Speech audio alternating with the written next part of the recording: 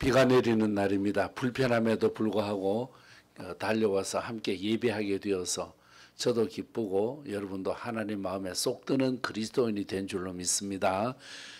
우리가 예배를 드려보면은 돌아서면은 말씀을 기억하지 못합니다. 잘 잊어먹습니다. 그러나 그것은 너무나 정상입니다. 여러분, 제가 질문을 한다면은 이런 질문을 하고 싶습니다. 3일 전에 점심의 메뉴 여러분 기억하십니까? 잘 기억 안 나죠? 3일 전에 일단 3일을 쳐보면 며칠이지? 그날 내가 뭐 했지? 하면서 생각을 하게 되어지거든요. 그때의 점심 메뉴가 뭔지를 모르고 더더욱 7일 전에 점심 메뉴가 뭐냐 물으면 더더욱 모를 겁니다. 그러나 분명한 것은 그때에 먹었기 때문에 오늘 내가 살아있는 것입니다. 마찬가지로 설교 말씀을 수도 없이 듣는데 수도 없이 듣는 말씀 다 기억하면은 못 삽니다. 그러나 우리는 그때그때마다 말씀을 받았기 때문에 영이 매일매일 새롭게 나가니 오늘 또 우리가 들은 말씀 내일이면 잊어지는 것 너무나 당연하지만은 밥은 먹을 때 맛있으면 되고 먹을 때 배부르면 되듯 오늘 말씀도 하루를 시작하는 우리가 말씀을 받고 출발하면 영성이 충만해지고 강건하게 될 줄로 믿습니다. 우리가 쓰는 말 가운데 뛰어봤자 벼룩이지 기억나시죠? 여러분도 쓰시고 저도 쓰는데 뛰어봤자 벼룩이지. 이 말이 나오게 된 동기는 심리학자들의 연구에서 나온 것입니다. 심리학자가 벼룩을 잡아가지고 과연 이 벼룩이 얼마나 뛰냐를 계속 관찰을 한 거예요. 그래서 벼룩이 여러 종류의 벼룩을 모아놓고 뛰기를 하는 것을 보았는데 제일 높이 뛰는 벼룩이 23cm를 뛰더래요. 그래 보통 20cm. 그런데 이 벼룩을 유리병 안에 넣고 뛰게 한 거예요. 유리병에 넣어놓고 뛰게 했는 데는 안 되더라는 거예요. 높이 뛰는 벼룩이 8cm, 보통 7cm 뛰더라는 거예요. 뛰어오르다가 옆에가 마음껏 나를 수 있는 줄 알았는데 유리벽에 부딪혀서 7cm에서 8cm 이상을 뛰는 벼룩이 없더라는 거예요. 그때에 심리학자들이 내놓은 말이 뛰어봤자 벼룩이지 하는 말을 내놓으면서 거기서 우리에게 주는 하나의 교훈이 뭐냐? 인간의 한계성을 말합니다.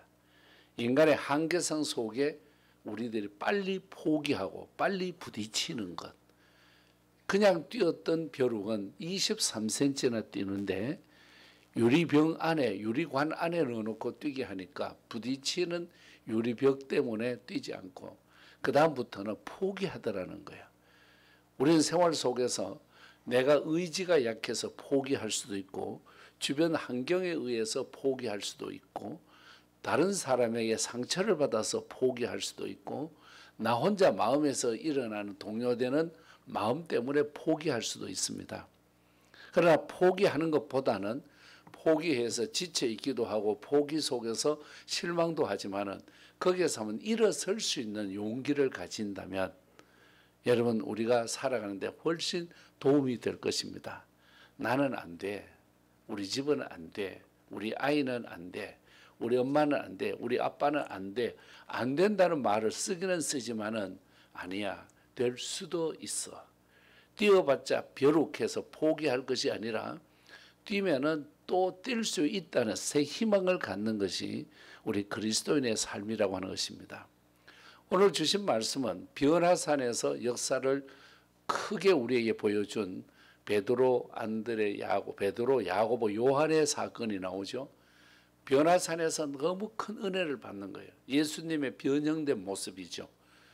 그때에 베드로가 너무 감동해서 어떻게 고백을 하냐. 주님, 이곳에다가 초막셋을 짓고 싶습니다. 그래서 초막셋을 지어서 하나는 엘리야, 하나는 모세, 하나는 예수님께 드리고 싶습니다. 만족하니까 그렇죠. 그런데 현실성 없는 말입니다. 왜 그러냐면은 제가 만약에 그런 여건에 주어졌다면은 초막을 셋을 짓는 게 아니라 넷을 지어야 돼. 왜? 내 집도 지어야 되지. 나도 살아야 되잖아요. 그런데 은혜 받으니까 나는 간 곳이 없고 사랑의 주와 모세 엘리야가 보이더라. 이 말씀 속에서 영적 충만한 은혜를 보여주고 있습니다. 우리도 너무 기쁘면 나 죽어도 여한이 없다 이런 말 하죠. 너무 여행지에 가서 감동이 너무나 멋있으면 나 여기서 죽어도 괜찮아. 이게 뭐를 말하는 오늘의 만족성을 말하는 거죠. 현실성의 충만한 만족을 우리에게 표현할 때 그렇게 말하기도 합니다. 제자들이 이런 큰 은혜를 맛보고 만족하고 좋았는데 내려왔더니 어떤 아버지가 와서 간질병 걸려서 고생하는 아들을 데려온 거예요. 요즘 간질병은 빨리 쉽게 고칩니다만은 목사님이 어린 시절만 해도 한 반에 간질병 환자가 1명, 2명은 있었어요. 수업하다 보면은 거품을 내고 쓰러지고 넘어지고 처음에는 놀라웠고 한데 몇 번 보니까 그러니 하게 되어지고 더 보니까 불쌍한 생각이 되어서 도와주기도 하고 그랬더랬습니다. 아버지로서는 이게 보통 가슴 아픈 일이 아닙니다. 그때 제자들이 모든 것이 충만하고 다 될 줄 알았는데 그 아버지가 오셔서 이 아들 간질병 걸렸으니까 고쳐달라고, 간질병 귀신에 들렸으니까 고쳐달라고. 그 애들이 뭐 노력했지만은 제자 아이들, 즉 어린 제자들로서는 해결할 수가 없습니다. 그때 예수님 오셔서 믿음이 적은 자들아 너희들이 왜 그러느냐 하는 이런 말씀, 20절 말씀에 보면 너희들이 믿음이 부족하니 큰 믿음을 가지라는 것을 말씀해 주었습니다. 그러면서 예수님께서 문제를 해결해 주신 것이 오늘의 내용 말씀입니다. 그럼 오늘 하루를 시작하는 저나 여러분은 이 말씀 속에서 우리가 한계성, 뛰어봐야 벼룩입니다. 한계성을 가지고 있는 우리가 제자들처럼 흉내를 한번 내보자고요. 제자들은 해결할 수 없었습니다. 그런데 제자들이 할 수 있었는 것이 있었습니다. 뭐냐? 예수님께 아뢰었다는 것. 여러분, 이게 이제 중요한 문제입니다. 상황이 부딪혔을 때 포기하고 접어두는 것보다는 그 상황을 주님께 아뢰는 한 걸음 더 나가는 전진적인 믿음, 이것이 정말 좋은 믿음이라는 것을 여기에서 우리가 배울 수가 있습니다.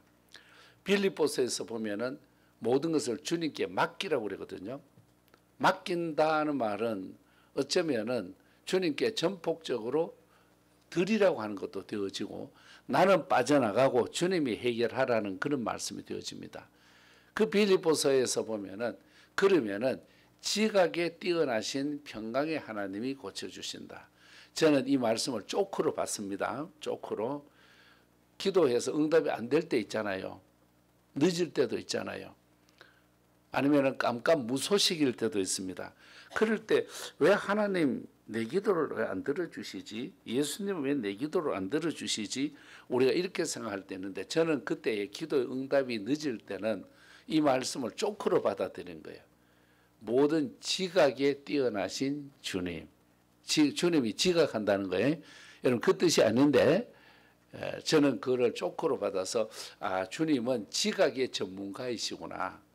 늦게 오셔서 그렇지 오시기는 오시고 늦어서 그렇지 주시기는 주신 분이 그리스도 예수님이다 하는 것을 저는 생각하며 이겨나가고 있습니다. 그럼 오늘 말씀 속에서 제자들이 잘한 점이 뭐냐?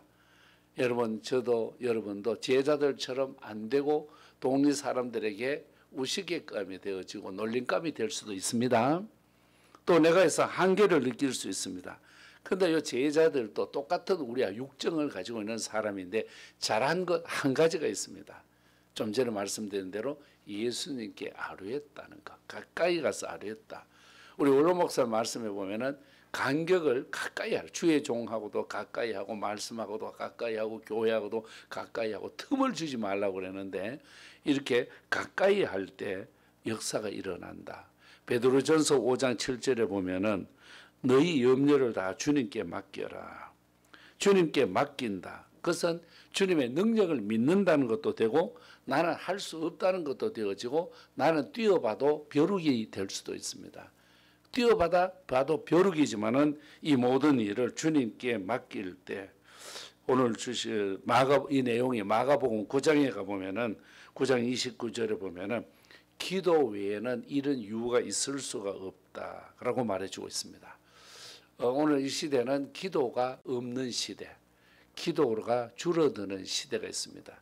AI를 통해서 스마트폰을 통해서 모든 것에 대해서 답을 빨리 해주는데 교회에 와서 기도만은 늦게 대답이 오고 응답이 오거나 안 오거나 포기하기에 쉽도록 되어 있는 환경 속에 우리는 기도 없이 살아갈 때가 많습니다. 그러나 우리는 어쩔 수 없습니다. 하나님께로 지음받은 하나님의 걸작품이요 창조 작품입니다. 지으신 이가 하나님이시기 때문에 지으신 하나님에게 나갈 때 거기에 응답이 있고 정답이 있고 거기에 바른 길이 있음을 저는 믿습니다. 뛰어봤자 벼룩이라고 해서 포기할 것이 아니라 그 속에서 다음 세계 또 다른 길을 찾아 나가면은 어떠할까 이런 생각이 듭니다. 그래서 저는 이제 C 채널을 맡고 있는 책임자잖아요. 그러니까 C 채널은 한 사람의 마음에도 한 사람 눈길에도 저장을 시켜야 되는 게 제가 할 사명이에요. 그래서 저도 안 된다, 포기한다, 치워버리자 하면은 끝낼 수도 있지만은 그래도 찬스가 온 거예요. 경상남북도에서 온 지도자 160명이면은 보통 귀한 분들은 그분들에게 C 채널 이거를 보시고 성지가 좋다. 설교 준비할 필요 없습니다. 성지가 좋다. 이러면은 목사님들이 관심 있게 보게 되어지고 정말로 안 된다고 하고 내가 모든 것을 그냥 가만히 있는 것보다는 뭔지 모르게 한 사람에게도 내가 몸담고 있는 C 채널을 확인하고 또 전달할 수 있으면 얼마나 좋을까. 그래 올라오면서 열차 안에서 이런 생각을 했습니다. 제가 카톡에 대문 사진을 C 채널 로고를 넣을까. 내 혼자 설교하는 프로포즈 뭡니까 멋있는 폼만 넣었는데 앞으로 C 채널에 대한 로고를 예쁘게 넣어가지고 우리 혜원 선생님이 좀 만들어 주든지 해가지고 좀 넣었으면 이 디자인도 우리 혜원 선생님 보고 해달라 그랬거든요. 이게 새로운 이거 세계에서 유일하게 이거 하나밖에 뿐이에요. 이거 하나만 들어가지고 어제 광고값 그 받아내서 이걸로 충분하게 됐다고 생각하는데 나도 우리 전혜원 선생님이 다시 시체를 로고를 멋있게 만들어주면 대문 사진에다가 그래서 나하고 카톡 저하고 카톡하고 연결되는 친구가 제가 몇 명이냐 하면 한 5,800명 돼요. 여러분 놀라지도 않아. 6,000명 되면 놀라주세요. 5,800명에게 저하고 카톡만 들어오면은 C채널 입을 딱딱 벌리는 C채널을 해서 우리가 가만히 앉아 있을 것이 아니라 여러분 뛰어 올라갈 수 있는 뛰어봤자 벼룩에서 주님을 붙들면은 그것도 능가하고 뛰어넘어 승리의 자리로 가지 않을까. 이 하루도 C채널 때문에 행복해하고 우리가 만든 일 때문에 행복해하고 우리가 하는 이 사역이 신바람 나고 감사해서 이 땅에 아름다운 작은 천국을 이루어가는 저도 여러분들도 되시기를 주님 이름으로 축복합니다.